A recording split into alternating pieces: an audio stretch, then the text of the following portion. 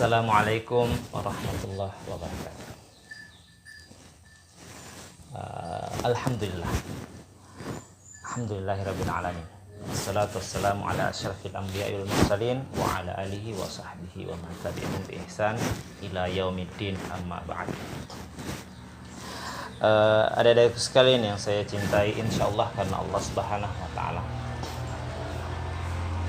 Kembali kita bertemu lagi di pelajaran yang pertama, ya, setelah kita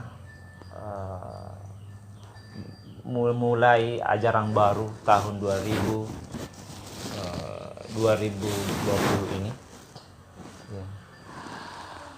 Alhamdulillah kita dipertemukan kembali meskipun dalam keadaan yang mengkhawatirkan, karena masih banyak saudara-saudara kita kemudian di luar sana yang tertimpa dengan wabah.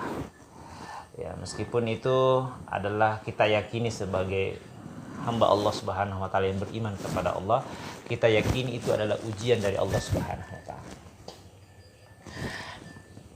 Nah, memang kita sebagai hamba Allah yang mengaku beriman kepada Allah, kita selalu meyakini apapun yang terjadi di dalam diri kita, apakah itu kesenangan, apakah itu kesusahan, itu datangnya dari Allah Subhanahu wa taala.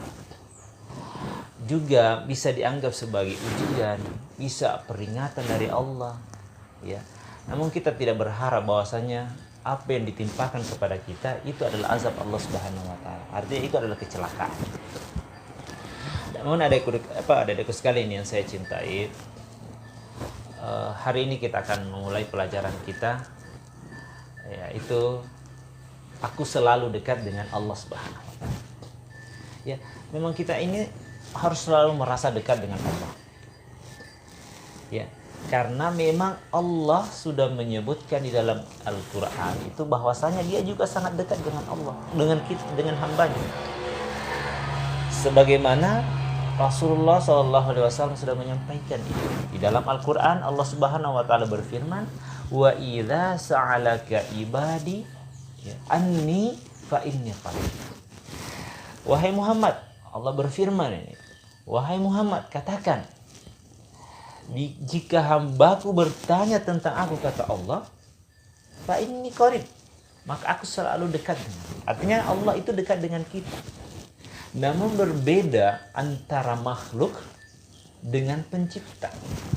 Tentu kita meyakini bahwasanya Allah Subhanahu wa taala itu adalah sifatnya gaib, tidak terlihat atau tidak nampak oleh mata kita. Ya.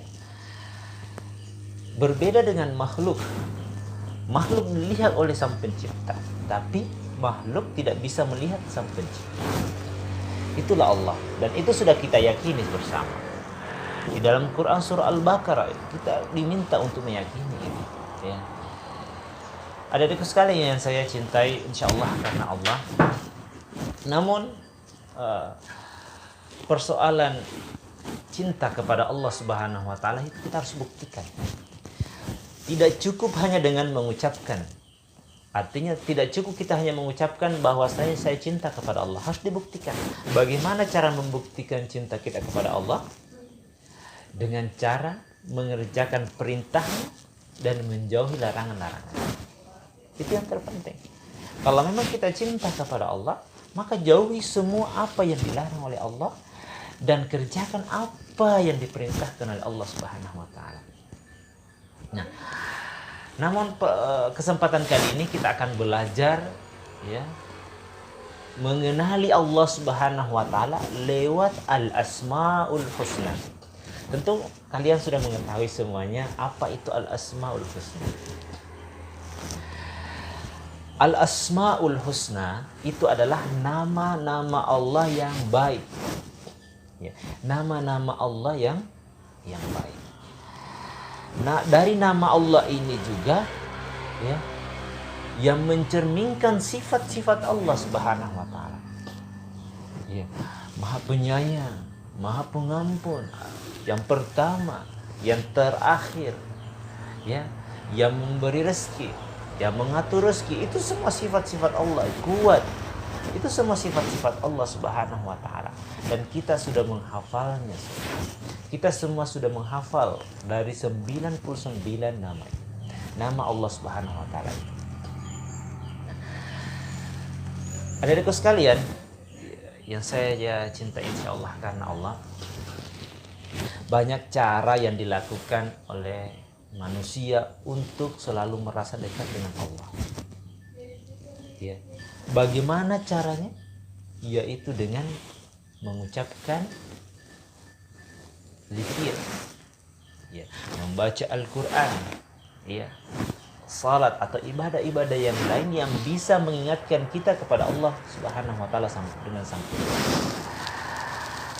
Adik-adik sekalian, ya. Oleh karena itu, jangan kita pernah merasa jauh dari Allah Subhanahu wa taala. Karena sesungguhnya Allah itu dekat dengan kita. Allah mengawasi kita. Di dalam Al-Quran kan juga disebutkan bahwasanya tidaklah ada satu daun kering di dasar bumi, ya, atau tidaklah satu daun yang jatuh dari pohon itu kecuali Allah mengetahui bagaimana dia posisi jatuhnya, berapa kali hentakan, di mana dia jatuh dan seterusnya. Dan tidak satupun daun kering yang ada di pusat bumi kecuali Allah mengetahui. Ya, jadi sekalian yang saya cintai. Ya. Oleh karena itu, mari kita bersama-sama berusaha selalu dekat dengan Allah. Dengan cara tadi berzikir. Banyak cara yang dilakukan selain zikir. Ya. Namun kita sebagai hamba Allah tidak boleh sama sekali melupakan. Tidak boleh sama sekali melupakan Allah. Ya. Dan pembelajaran kita hari ini, saya ingin mengajak kepada adik-adik sekalian supaya kita berusaha mengenali Allah, mencintai Allah, ya, dan berusaha supaya selalu merasa dekat dengan Allah. Kalau kita sudah selalu merasa dekat dengan Allah, kita akan selalu merasa diawasi oleh Allah. Kalau pengawasan itu kita sudah tertanam, kita merasa sudah diawasi oleh Allah Subhanahu wa taala, maka kita tidak akan leluasa untuk mengerjakan perbuatan yang tidak baik. Karena kita yakin bahwasanya ada Allah yang menyaksikan, ada Allah yang melihat kita, ya kan? Nah, jadi semuanya terkontrol. Ketika kita ingin melakukan sesuatu, kita di dalam pikiran kita, di dalam hati kita akan ada teguran bahwasanya ini yang salah, jangan lakukan ini. Allah melihat kita, ada malaikat yang mengawasi kita, ya kan? Yang seperti itu. Nah, adik sekalian yang saya cintai insyaallah karena Allah. Ya, kedekatan kita kepada Allah Subhanahu wa taala itu akan membawa kepada kebahagiaan. Ya, akan membawa kepada kesenangan-kesenangan. Karena Allah sudah janjikan itu. Ya, Allah sudah janjikan. Allah pun akan menjauhkan dari segala yang bisa merusak atau yang bisa membahayakan ketika kita dekat dengan Allah Subhanahu wa taala. Bukankah kedekatan anak dengan orang tuanya itu akan membuatnya bahagia? Ataukah dengan bawahan, karyawan dengan atasannya, ketika dia dekat akan mendapatkan kebahagiaan? Seperti itulah juga ketika kita dekat dengan Allah Subhanahu wa taala, maka kita pun akan mendapatkan kebahagiaan dan ketenangan. Itu sudah dijanjikan oleh Allah, sudah dijanjikan oleh Allah Subhanahu. Kita tahu bahwa kita memang ini adalah manusia yang sering lupa, yang sering khilaf. Maka kita harus kembalikan kepada Allah Subhanahu wa taala. Kita harus kembali kepada Allah. Bahwasanya kesalahan itu, kekhilafan itu, ya, mestinya kita jadikan sebuah pelajaran untuk bagaimana kita lebih baik. kedekatan kita kepada Allah memang itu sangat penting. Sangat-sangat penting. Karena ketika kita dekat dengan Allah, ya, situ kita akan tersaring, kita akan kita akan terhindar dari segala yang tidak kita inginkan. Dan kita ini manusia tentu sering melakukan kesalahan, kita ini manusia sering melakukan perbuatan yang keliru, sehingga tidak ada alasan bagi kita untuk tidak kembali kepada Allah. Artinya kita kembali bertaubat, beristighfar, ya, supaya Allah mengampuni dosa-dosa kita. Karena yakinlah, ya, saudara sekalian, bahwasanya tidak satupun perbuatan kita di dunia ini, sekecil apapun itu, kecuali Allah akan membalasnya di akhirat.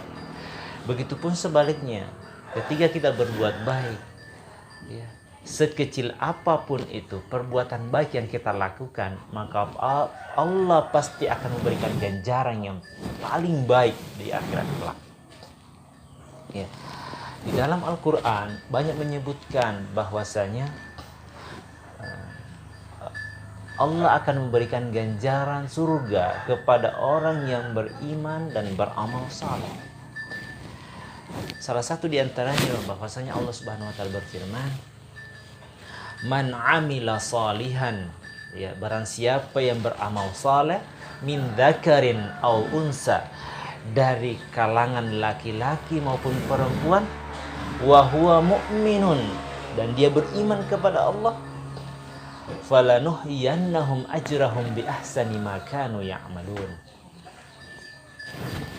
Ya. Allah akan memberikan ganjaran yang paling baik, ya, dari apa yang mereka kerjakan. Adik-adikku sekalian yang saya cinta insyaallah karena Allah, ya. Nah, setelah kita mendengarkan materi tadi, setelah kita mendengarkan penjelasan Bapak tadi, ya, saya ingin meminta kepada adik-adikku sekalian semuanya yang pernah melakukan kesalahan, yang pernah melakukan dosa, kalau itu dianggap sebagai dosa besar maupun dosa kecil, ya,